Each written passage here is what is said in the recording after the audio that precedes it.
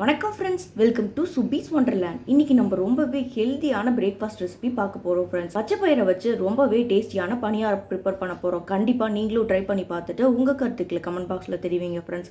இந்த தருணத்தில் சப்ஸ்கிரைபர் ஆகிய உங்களுக்கும் ஃபியூச்சர் சப்ஸ்கிரைபர்களுக்கும் என்னுடைய நன்றி கலந்த வணக்கத்தை தெரிவித்துக்கொண்டு இப்போ ரொம்பவே ஹெல்த்தியான பச்சை பயிறு பணியாரம் எப்படி பண்ணலாங்கிறத பார்ப்போம் வாங்க ஃப்ரெண்ட்ஸ். இப்போ ஒரு பாத்திரத்தில் ஒரு 250 கிராம் பச்சை பயிறு ஆட் பண்ணியிருக்கேன். இதை நல்லா வாஷ் பண்ணிவிட்டு அதுக்கப்புறமா ஊற வச்சுக்கலாம்.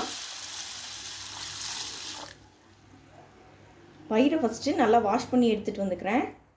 இப்போ பயிரை நல்லா வாஷ் பண்ணி எடுத்துகிட்டு வந்திருக்கேன். இதில் தேவையான அளவு தண்ணி ஊற்றி நம்ம ஊற வச்சுக்கலாம்.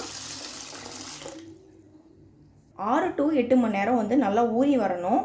நீங்கள் நைட்டே ஊற வைக்கிறதுனாலும் ஊற வச்சு எடுத்துக்கலாம். ஹோல் நைட் நல்லா ஊறி வரணும். இப்போ நைட்டு ஃபுல்லாக இந்த பயிர் ரொம்ப நல்லா ஊறி வந்துருச்சு. இதை ஃபஸ்ட்டு தனியாக அரைச்சி எடுத்துகிட்டு வந்துக்கிறேன். இப்போ 250 கிராம் பச்சை பயிருக்கு நம்ம அரை டம்ளர் உளுந்து எடுத்துக்க போகிறோம். இந்த உளுந்தையும் நல்லா வாஷ் பண்ணி ஒரு 2 மணி நேரம் ஊற வச்சு எடுத்தால் போதும்.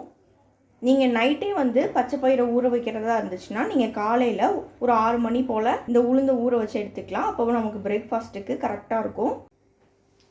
இப்போது 2 மணி நேரம் ஊற வச்சுருந்த உளுந்தும் நல்லா ஊறி வந்துடுச்சு. இப்போ இதையும் நம்ம விழுதாக அரைச்சி எடுத்துகிட்டு வந்துக்கலாம். இப்போது நம்ம உளுந்தும் அரைச்சி எடுத்துகிட்டு வந்துட்டோம். இப்போ இதை நம்ம பச்சை பயிர் விழுதில் சேர்த்துக்கலாம். இப்போ இந்த பேட்டருக்கு தேவையான அளவு உப்பு ஆட் பண்ணிக்கிறேன்.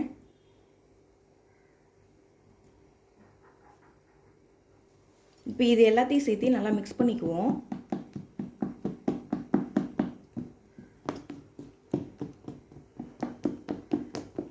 இப்போ இது தனியாக அப்படியே இருக்கட்டும். இப்போ இந்த பேட்டருக்கு தேவைப்படுற தாளிப்பு ரெடி பண்ணிக்கலாம். இதுக்கு ஃபஸ்ட்டு ஒரு பேனில் 2 டேபிள் ஸ்பூன் எண்ணெய் ஆட் பண்ணிக்கிறேன். எண்ணெய் நல்லா சூடானதுக்கப்புறமா கடலைப்பருப்பு ஒரு 2 டேபிள் ஸ்பூன் அளவுக்கு ஆட் பண்ணிக்கிறேன்.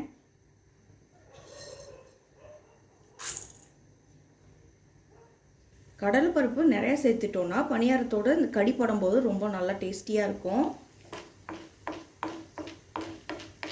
பாருங்க, கடலைப்பருப்பு நல்லா பொரிஞ்சிருச்சு.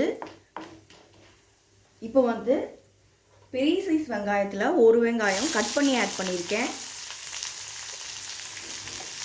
வெங்காயம் நல்லா வதங்கி வரட்டும்.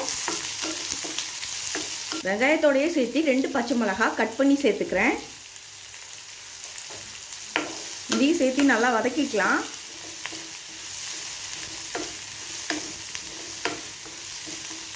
இப்போ வெங்காயம் நல்லா வதங்கிடுச்சு. ஃபைனலாக கொஞ்சம் கருவேப்பிலை கட் பண்ணி ஆட் பண்ணிக்கிறேன்.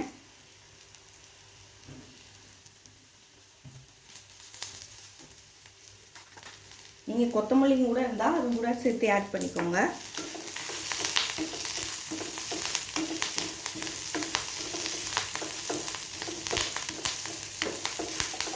அவ்வளோதான். இப்போ ஃப்ளேம் ஆஃப் பண்ணி இப்போ நம்ம வதக்கின வெங்காயத்தை பச்சை பயிறு பேட்டரோட சேர்த்துக்கிறேன்.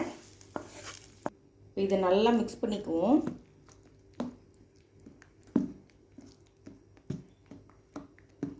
இப்போ பணியாரக்கல்லை சூடு பண்ணியாச்சு. இப்போ நம்ம பணியாரம் ஊற்றிக்கலாம். ஃபஸ்ட்டு எல்லா குழியிலையும் எண்ணெய் விட்டுக்கிறேன்.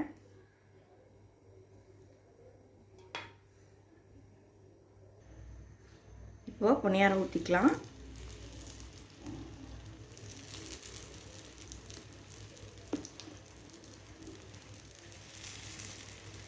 ரொம்ப ஹெல்த்தியான பிரேக்ஃபாஸ்ட்டாக இருக்குங்க. இப்போ டயட் இருக்கவங்களுக்குலாம் ரொம்பவே யூஸ்ஃபுல்லான ரெசிபியாக இருக்கும். இப்போ திருப்பிக்கலாம்.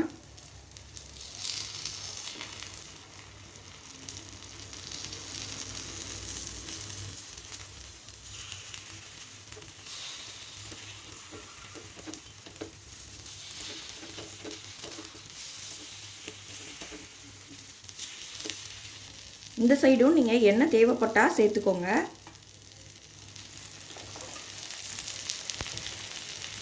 இப்போ இந்த பக்கமும் நல்லா ஃப்ரை ஆயிடுச்சு, எடுத்துக்கலாம்.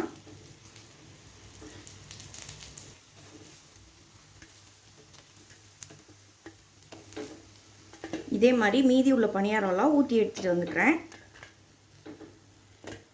இப்போ நமக்கு ரொம்பவே ஹெல்த்தியான பச்சைப்பயிறு பணியாரம் ரெடி ஆயிடுச்சு ஃப்ரெண்ட்ஸ். இந்த ரெசிபி உங்களுக்கு பிடிச்சிச்சுன்னா எங்கள் சேனல் லைக் பண்ணுங்கள், ஷேர் பண்ணுங்கள், சப்ஸ்கிரைப் பண்ணுங்கள் அண்ட் உங்கள் கருத்துக்களை கமெண்ட் பண்ணுங்கள். மீண்டும் இன்னொரு நல்ல ரெசிபியோட உங்களை மீட் பண்ணுறேன். அதுவரை உங்களிடமிருந்து விடைபெறுவது சுபீஸ் வண்டர்லேண்ட். தேங்க்யூ.